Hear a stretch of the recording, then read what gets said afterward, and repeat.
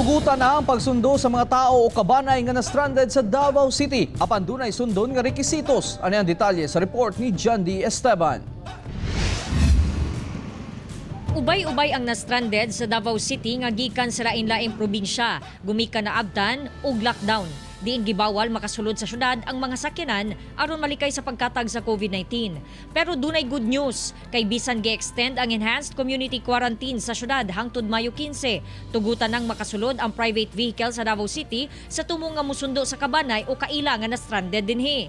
Sumala ni Mayor Inday Sara Duterte, magsugod kini sa Biyernes, Mayo 8 sa alas 8 sa buntag hangtod alas 4 sa hapon. Usa ka driver ug usa ka assistant lang ang tugutan nga sakay sa private vehicle nga musundo. Dapat musubay lang sa ruta paingon sa pick-up address ug dili pwedeng muhapit bisan asa. Sa mga musundo sa mga na-stranded sa Davao, mamahimo lang i-email ang mga detalye sama sa plate number sa sakyanan, ngalan sa magsundo, ngalan ug address sa stranded nga kabanay, scanned picture sa driver's license, asa ang entry point ug ang date sa pagsulod.